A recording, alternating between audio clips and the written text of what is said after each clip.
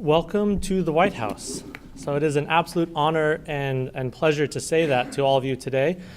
Thinking back a year ago, I was actually on the other side of this podium, sitting in the audience, one who ran a small nonprofit that was working hard to extend opportunities, and now to be on this side and be recognizing and looking nationally and seeing how many people are doing such amazing work is an honor and is humbling.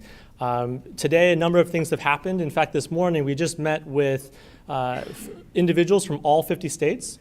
You know, we talk about this as a nation of makers. That's the president's term that he coined back at the first ever White House Maker Faire. And this morning really represented that. I've never been in such a small room with as many different states represented. And it was an absolute honor to welcome them. They're offsite working on plans for how this work can even grow further. But in addition to that, we also had a presidential proclamation today, which I'd encourage all of you to take a look at and read. And the depth of the interest and the commitment that President Obama has to the Maker Movement is just wonderful to see and to read. Additionally, today there is a fact sheet that's been released. It represents commitments from more than 1,500 organizations, many of which are schools, and you'll be hearing about some of those today. But all of this to say that it is really a nation of makers. And we in this room have the opportunity to talk about it, but there are so many people who are not in this room and who are joining us either live stream or in other ways. And just I always love thinking about others and who is out of this room that we can invite to be with us in different ways. So without further ado now, I'm going to move into the panel session of the Champions of Change. We have these individuals that you should have their bios in front of you. So we're not going to go through and read their entire bios, and we couldn't even capture everything and what we were able to write up about them here. But they are some absolute amazing individuals representing a wide range. There were more than 600 submissions, and I do not envy the folks that had to narrow that down because there were just so many that could be up here, but we're honored to have these 10 celebrated today. And to moderate the panel, please allow me to introduce Dava Newman from NASA. She's the Deputy Administrator, and she has a passion for technology and leads a lot of the work done at NASA and that. And one of the things that, if you look in the fact sheet, they talk about is the CubeSat program, which is a wonderful opportunity. 36 states have had schools that have built satellites that have been launched or are on schedule to be launched, and their commitment is to finish the full 50. So we have a true nation of makers. Once again, that theme is recurring. So without further ado, please welcome Dava Newman and the panelists that will be coming up as well.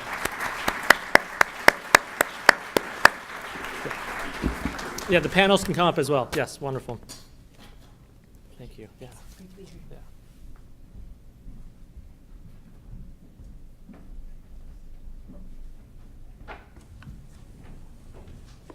Welcome. How's everyone? Very good. Hello. What a great audience.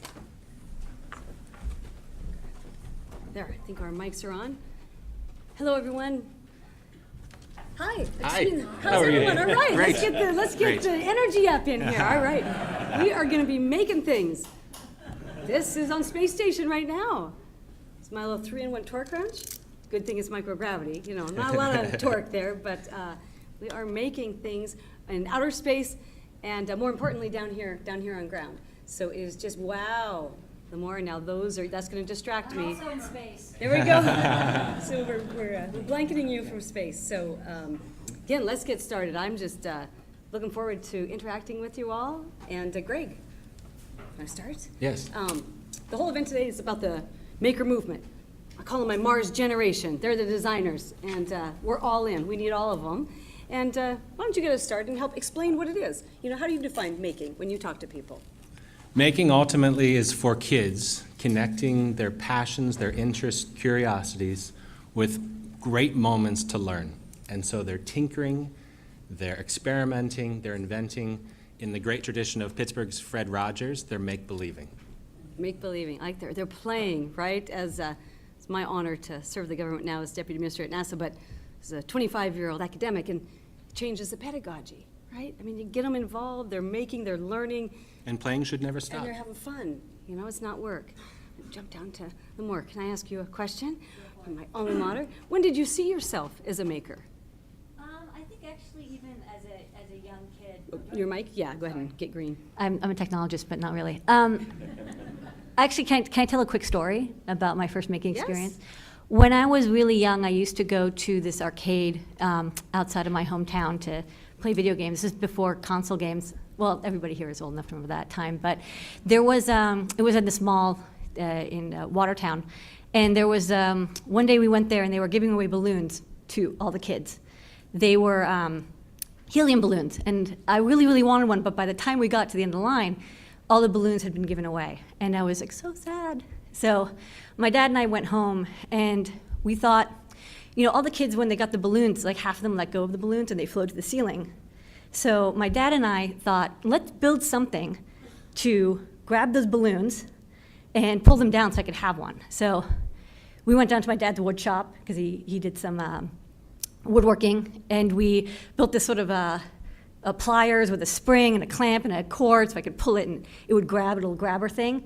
And we went back to the mall and he put me on his shoulders, and then I reached up and I grabbed a balloon with this DIY contraption. And I grabbed like 10 balloons, and I was like the happiest kid. To this day, it was one of the happiest moments of my life. And for me, making is working together, multiple generations, and also taking people who want to make and want to build and putting them on your shoulders so that they can reach what they want to get. Thanks, that's great. So how old were you? Ooh, I was like 7 or 8. 7 or 8, so 7 or 8. Maybe you got the maker bug. Sonia, can I turn to you? And we need to talk about ecosystems here, entire ecosystems, and talking about everything, you know, is it one size fits all kind of cookie cutter or something completely different?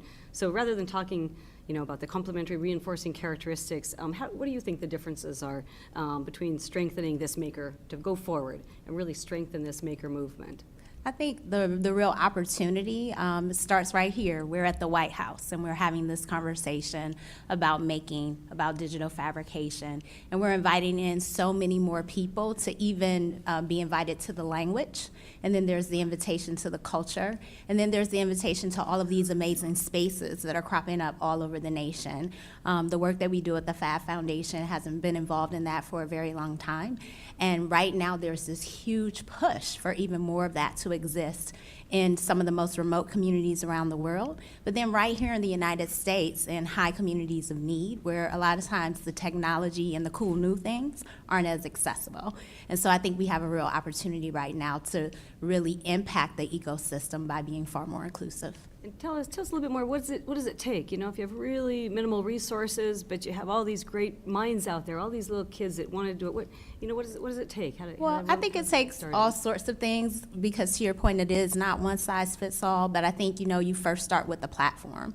And I think what has been coming out of the White House in terms of just even lifting up that this movement exists, and these kind of places and opportunities are out there, is a place to start. I think in our own communities, though, we all want to do a better job of connecting people to what already exists. You know, we've got, you know, in places like Cleveland, Ohio, that happens to be my hometown, go Cavs. You know, we've got a nice footprint of Fab Labs and other maker spaces, and we are all trying to do a lot of hard work in that community and making sure some people who typically wouldn't go to those places, like a college campus or a main library branch, getting them there and inviting them in on a personal level, but then also taking champions that work in those communities every day and making sure that they're introduced to this work so they can take it back. That's great. Felton, so kind of keeping on this theme a little bit more, you know, so much innovation just comes from unanticipated ways. We can't plan all of this out, right? But we know it has to be access. We need access to knowledge, to the networks, to the tools. So maybe you can think about, you know, it's not just structured programs as well. How, you know, organic, how else can these things happen? How can you empower and bring in everyone?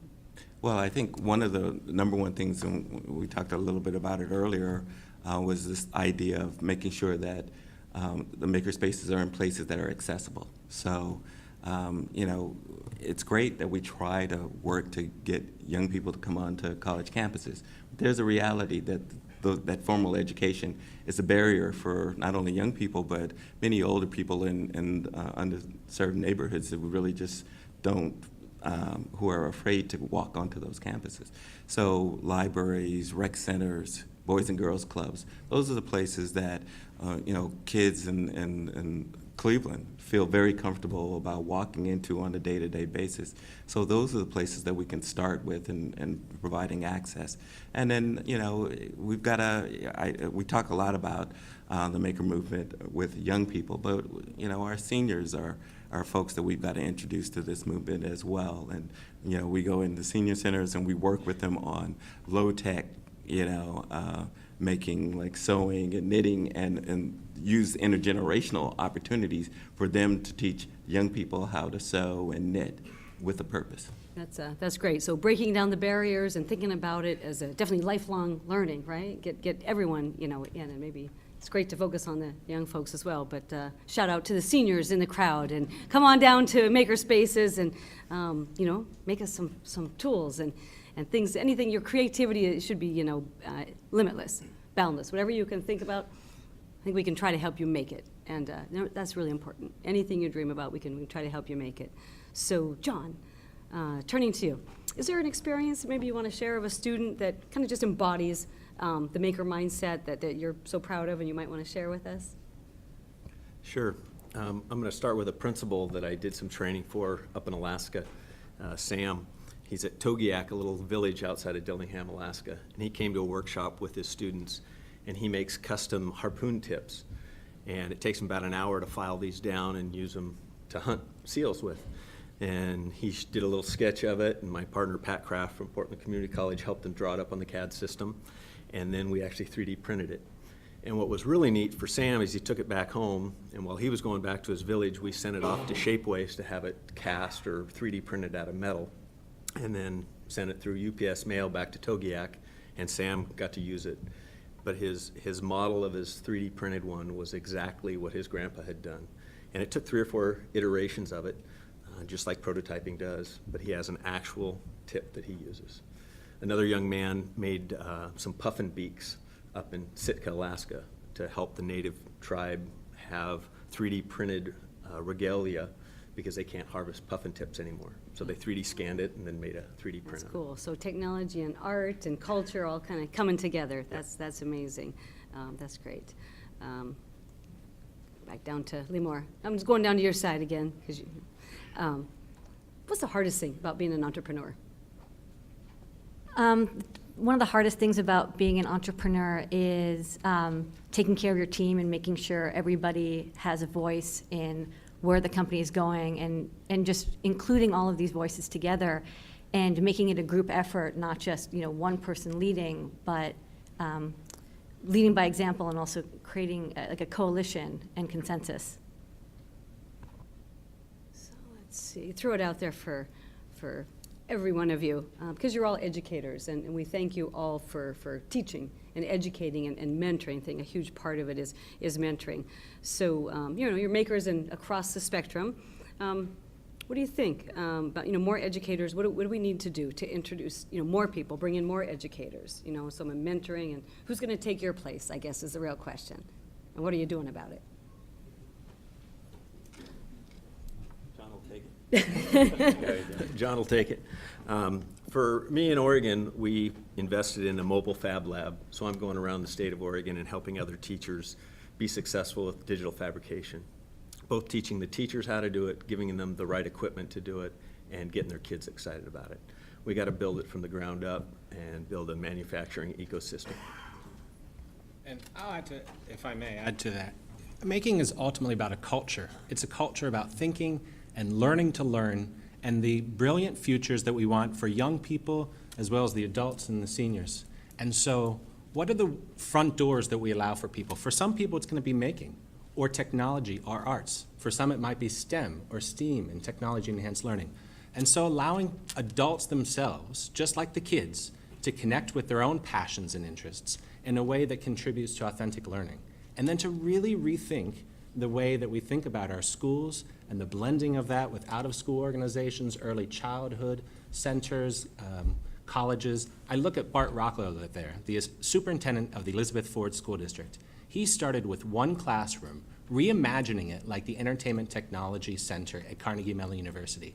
They've gone on to redesign their school library. They've built a fab lab. They provide professional development for hundreds of educators, not only in their own district, but across the region. They've become a maker district and a beacon for educators across our region in and out of schools. Thank you for that. I'm going to jump in again for anyone, but since this is such a good to shout out, and thank you for what you're doing, I wanted to open it up to other folks. You know, do you have an example? Do you have someone that, you know, has just done phenomenal work that you want to highlight because it might be example for the rest of us? Well, I won't use an example, but I want to add in what's the future. When we look at, and I speak on behalf of libraries here, 2 years ago, there was a survey of how many maker spaces were in libraries, and there was roughly about 57. Just at the end of last month, we kind of did a resurvey of it, and we're over nearly up to 200. There's 16,000 public libraries. People every day, as the incoming president of Public Library Association, people are calling me about, we want to create a makerspace like you. You're going to see makerspaces proliferating around the country through public libraries. And they're great spaces for makerspaces to be in. And I just add to that, I think, you know, we have a very unique position at the Fab Foundation that we're connected to 1,000 labs in over 80 countries. And so that network itself really lends itself a wonderful opportunity to share best practice and to share opportunities to lift up the wide variety of makers and fabricators that are all over the world. And as a part of their labs, they have a system that's built right in that allows them to even connect to one another. So not only are you connecting potentially around projects, but you are connecting, you know, from one community to another and sharing directly with each other what best practices and opportunities are. I think, you know, in terms of examples of people who are, you know, coming behind us and that are really going to carry this forward, because of that kind of network and because of the foresight of organizations like Chevron to do more, to partner with us and put these kinds of spaces in schools, put them in front of teachers. We have young people like Andrea Lane, who I always talk about, who is a young lady from Cleveland, Ohio. She was a part of another initiative I was involved in where we put the very first Fab Lab in a high school. And so as a 14-year-old girl, this kind of experience and culture was a part of her everyday life. Now she's an engineering student at Cleveland State University, and she's actually out there teaching teachers about digital fabrication and the world of making. So I think with the kind of work that we're doing with partners like Chevron, we're going to have many more Andreas around the country. Okay, John, can I bring it back to you? Thank you very much for, you guys get ready for, we're going to open it up for your questions too. I just have so many that I got to start and get all these questions in because I want to learn from all these folks. So it was like, okay, John, you've been helpful in really helping empower a lot of young women and discover, you know, the great thing in technology and making. So I'd love you to share. Thank you.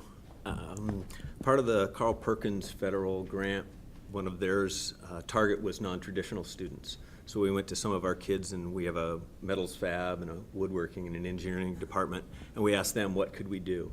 And they said, let's have a class for us. So the ladies that we'd all had that stuck with us designed a class, and we put it in place for them, and the young ladies learned the digital fab, the 3D printers, the lasers, building with traditional woodworking equipment, using a plasma cam and welding. So that's probably the highlight. I need to learn how to use a plasma cam. And so I call it STEAMed. And it's relevant, I think, to our today's conversation. I've always called it STEAM for the last decades because the artists, they're the visionaries, they're the storytellers. I learn from them every day, and they help me think about my journey to Mars, because we will be boots on Mars in the 2030s. But coming to Washington in the last year, actually sitting up on the hill, and I didn't have to talk, true story. So I was listening and thinking, and I put a D on it. And it's for all of us, STEAMed. First of all, I'm steamed. I am a little ticked off. I'm steamed. We're not making progress, you know, more quickly and more inclusively, and just in terms of more breakthroughs, because it's on us. It's on us to do this. So that's my D for STEAMed, and it's the 3D maker generation. So I go around and give a lot of talks, and I always say, and I'm going to say it here. So how many of you have done 3D printing? Okay, so, you know, this is a loaded, but not that many hands. I ask that a lot, right? And not many hands go up, and definitely not a lot of hands go up, let's say in our generation, you know, more your exclusives. So I say, but you know, it's on the next generation. That's why we're doing this. It's the next generation because they're the designers. If they don't see themselves as an aerospace engineer, okay, I'm sad, but they're a designer, and you know, and they're in. We want to do everything we can to lift them up because we need every single one of them, every single boy and girl out there to join us. So, Greg, we need to know a little bit more. Amazing, hats off to what you've done. Incredibly impressive network and fundraising, $25 million.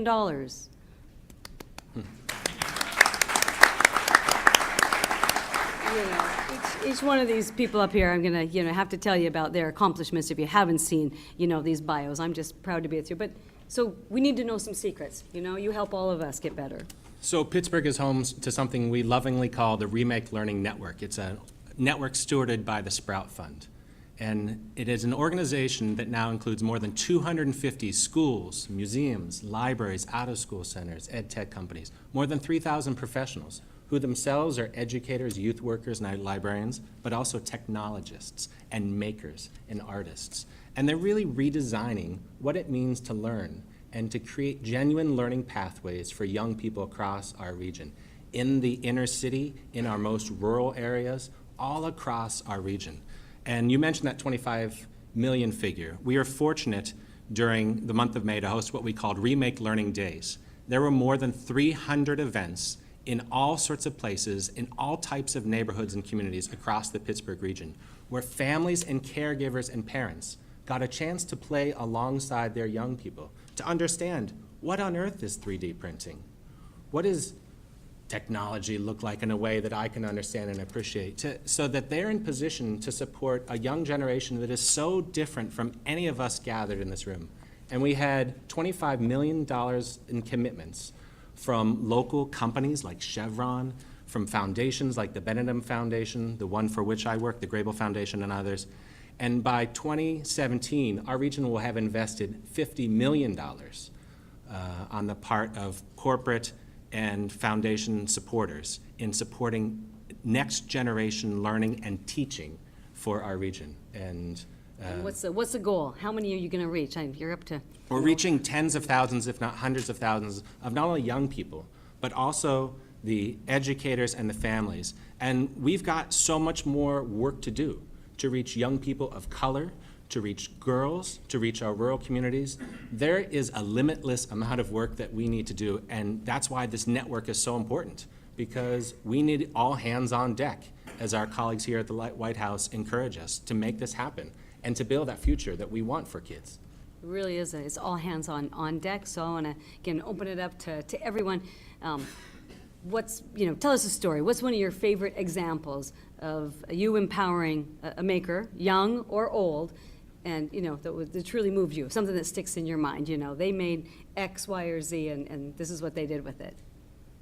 I haven't spoken a bit, but my favorite story is we do a weekly show at my company where we do a show and tell, and we invite people from around the world. They go on a Google Hangout, and it's just a video chat with 10 people, and for half an hour every week, they get to show off what they're building and what they're making. So we have kids from literally around the world. We've had kids from Ukraine, we've had kids from England, we've had a Girl Scout troop from Kansas, like everybody. And we've been doing this show for a couple years now, and I have my friends come on. I have a friend, Amanda, who's a biomedical engineer. She designs heart valves, electronic ones for young children. And they share what they do with engineering, like whether it's medicine or art or music, or how they use technology in making to further their goals. And we had a parent email us and say, I've been watching, he's a maker, he's an engineer, and he's been watching with his daughter for 2 years because it's a great way for him to introduce making and technology to her. And after I had my friend Amanda on the show, she turned to him and said, Daddy, are there any boy engineers, or are they all girls? So yay! So I think, and what was really heartening about this is because we work day in, day out. I know all of you guys, and it's a grind. Like it's wonderful to celebrate, but we work so hard, and to know that one girl, her view of what engineering is and what science and technology is was changed, and for like at least another year, she's got this belief. It's so important for us to see those individuals as well as the tens of thousands that we're affecting. Thank you. More stories. Your stories are so powerful. I was just going to share a recent fun story, and it was actually here in Washington, D.C. We had a group of young people from the Fab Lab at IU1, that's Intermediate Unit 1, right outside of Pittsburgh. And they were here as a part of the Chevron STEM Zone at the U.S. Science and Engineering Festival. And this group of young people, they were so inspiring. So first of all, they, took a road trip to Washington, D.C. Many of them had never been outside of their community. And this was the first time that they got to visit the nation's capital. And so there was a huge amount of weight and excitement on them. These are all high school age students. Most of the students have a variety of learning difference. And they spent 2 days here in Washington, D.C., teaching and introducing parents, kids, families from all over the country to this whole notion of what making was, what a digital fabrication laboratory was, and also sharing a little bit about themselves and their community. And I had the privilege of being a part of that with them, getting in their way for the most part, because I'm not a maker of things quite yet. I still have a boot camp or two to go to. But really being able to be there with them side by side and seeing them help other people learn things that they just got introduced to a few months ago, and then also sharing their stories of their dreams and aspirations because of the experience that they've been having in the lab. So it's a really powerful thing to see and to experience. Thank you. Felton, I wanted to ask you, you have this new position, I understand, President-elect of the Public Library Association. It's huge, right? You mentioned the 16,000 public libraries. So from growing up, from your life experience, what's your vision? What do you think? Well, it's always, I've changed a lot from even just like 15 years ago as this brash librarian who would come in and my presentation would start by saying, we're going to change this profession one funeral at a time. That was real motivational. They were just saying, hope it's not my funeral. and I was just like, we have to take on, and libraries were just at a point where we weren't changing. And just about 5 years ago, because of the recession, libraries had to think about how they were going to evolve. And you're starting to see libraries really think about how they're going to be a part of this movement because it's important for their communities and also because it is the natural transition and evolution for libraries. Great. No, we're gonna open it up here. I do have a few more questions, but again, with this audience, I think we'll be able to field a few questions. What are you guys thinking about? Excellent. And then I see a hand back there. Hi, I'm Sean Wheeler with Design Thank you. We're bringing you good, and we have a mic. Come on up so that everyone can hear you.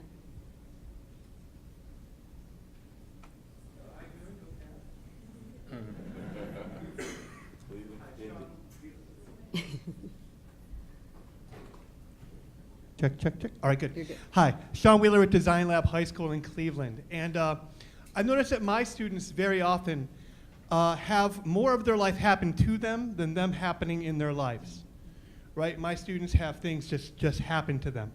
And the other thing that happens to my students is they wind up toiling in obscurity, right? There's not a lot of visits to my school in the city, and my students don't really, we're getting to the point where we're trying to get out. But I'd love to hear the panel talk about the role of agency in making, and then what an audience in making does, right? With open sharing of resources, and the way students can get stuff out. So agency and audience are two things I'd love to hear from the panel to get us thinking about. And so I probably shouldn't be the first person to respond because I know Sean and we could probably have this conversation at home.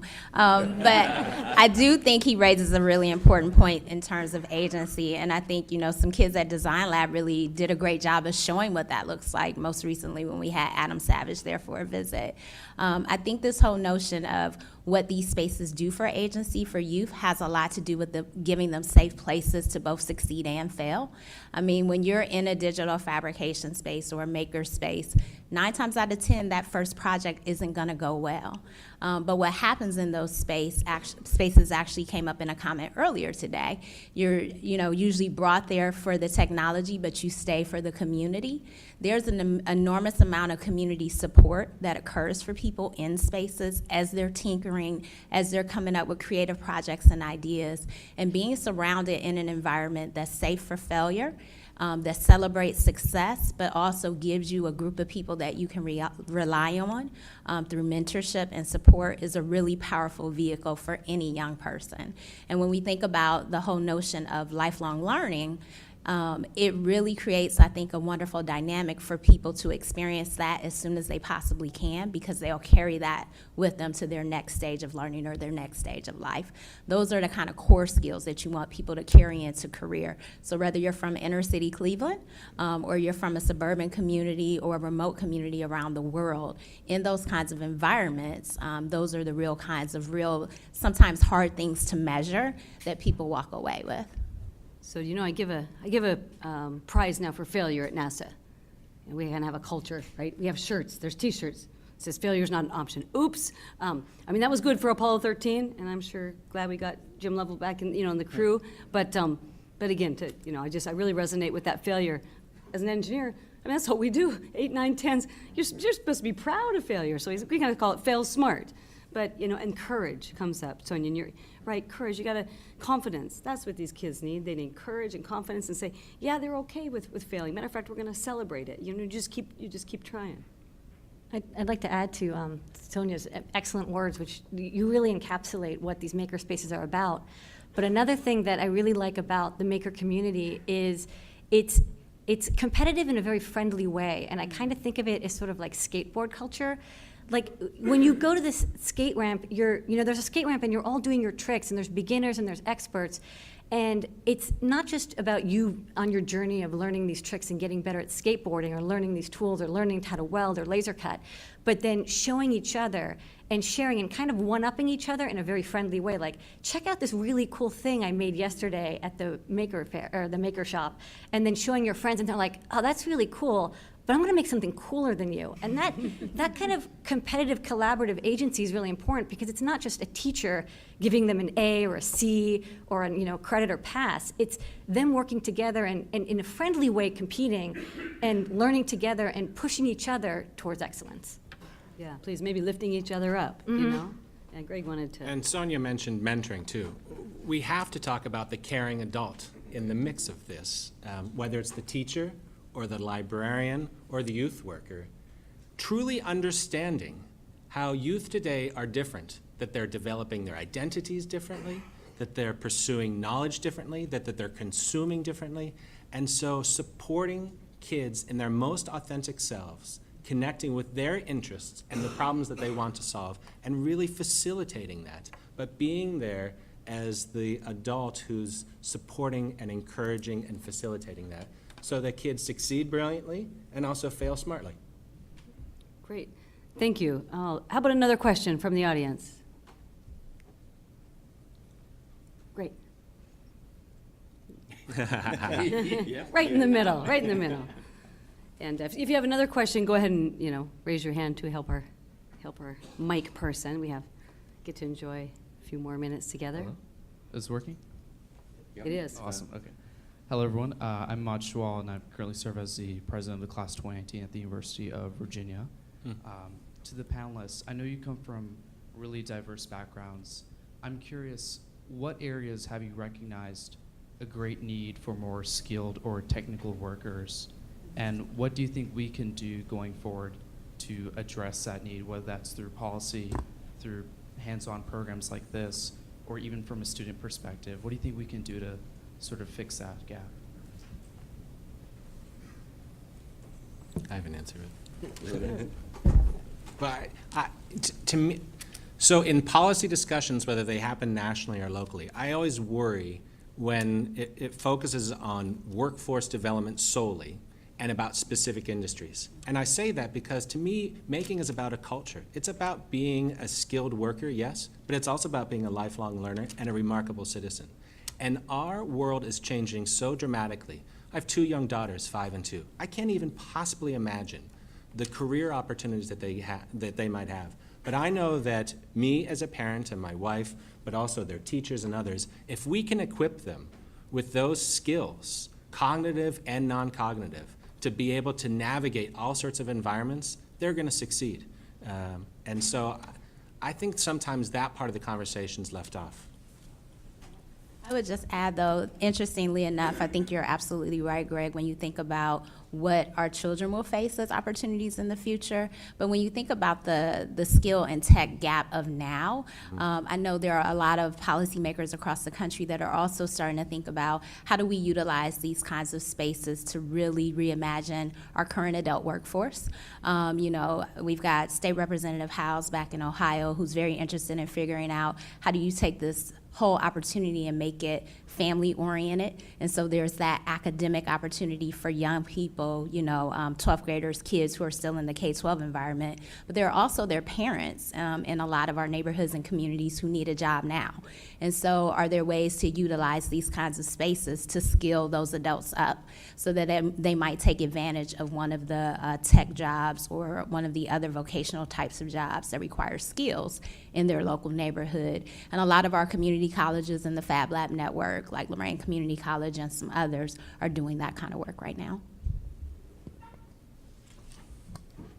I think it's also about solving problems they've never seen before. We need to put them in a situation where they have the tools to make something or design something to solve a personal problem. Then there's the buy-in. But employers want them to be able to take on that challenge and fix or make or solve that sort of thing they've never seen before. Can I add to that? I think your question, it brings up one of the major questions that we face from the job market, and that is, what is exactly problem solving? Because employers do want people to be able to problem solve. I hear all the time, you know, being able to post something on Instagram is not necessarily problem solving, you know. But they want folks who come out to be able to problem solve by being able to open up a Excel spreadsheet. You know, so what the job market is exactly looking for and what we're able to provide in problem solving are two different things, and we've got to mesh those two things together and have conversations with the employers about what problem solving is. Absolutely, and big educational changes as well to get this in sync. You know, it's a sad day when our educational system is out of sync with the future employers and what they say, here's the skill set that I need, and hey, you guys are turning out these folks, you know. So that communication, and then I'm going to put it back on you as well. As a young leader, and congratulations, you know, for being president of UVA, have you thought about coming to Washington? This is where policy is made. And truly, I want to, you know, give a shout out to all the folks in government. Like I said, my honor recently joined in the last year, and I ran a graduate program in technology and policy for over a decade. But that was pretty academic. I've learned a ton here. That's why I love being here. You learn so much. So we also need to. It's a call to makers. I think it's a call to service for folks to get on board. You know, you can talk the talk, but you really need to walk the walk, right? It's a huge thing, and at all level for, you know, all ages. So, you know, thanks for your leadership and asking the question. I look forward to your bright future as well. Do we have a next question? Maybe over on the left side, or stage right, I guess. This is a question for the whole panel. Great question for the whole panel. This is David Gardner. I'm the CEO of Color Jar, a creative tech agency. I'm wondering if you could compare and contrast the digital tech world to the makers and doers world. How are they the same? How are they different? And how might they be able to work more together?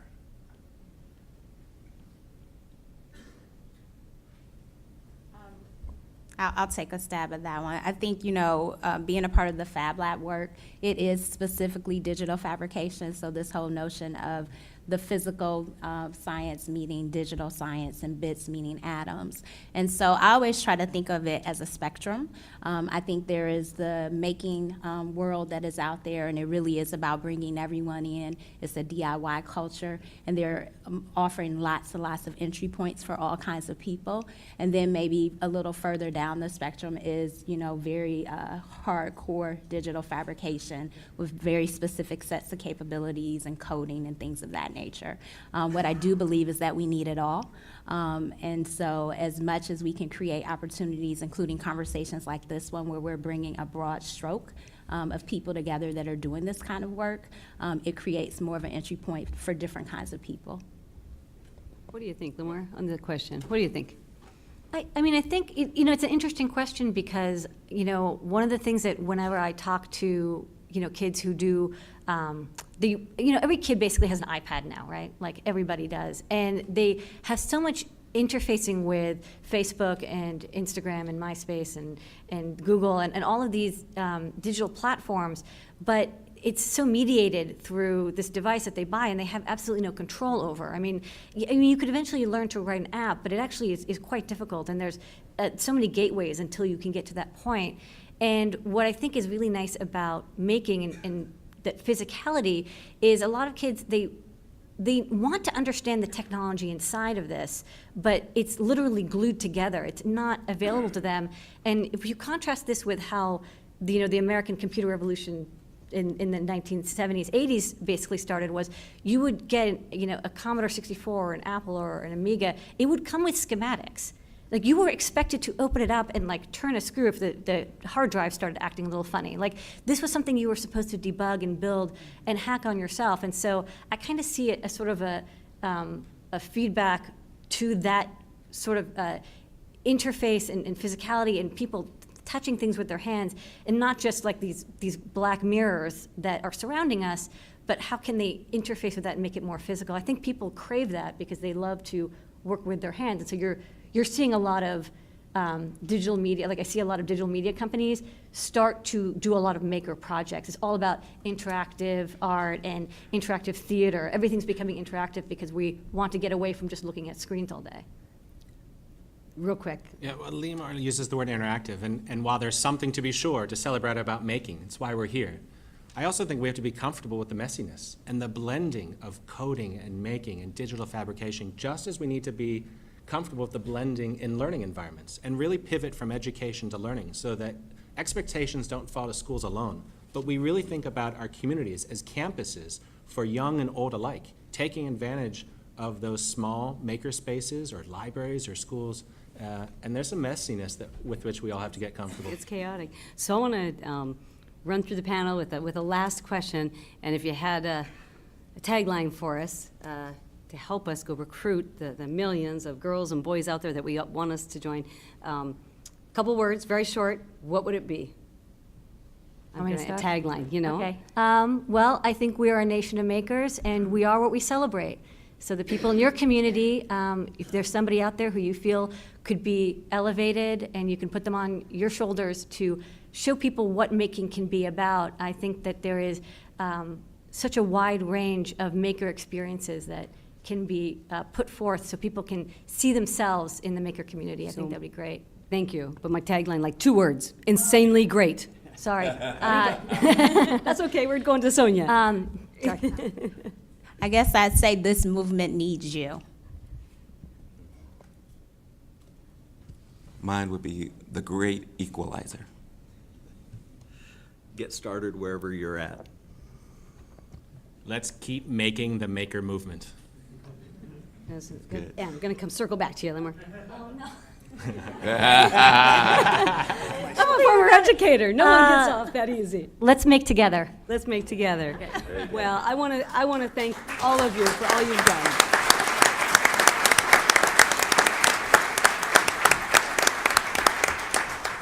Thank you all, and thank you all in the audience. It's our pleasure.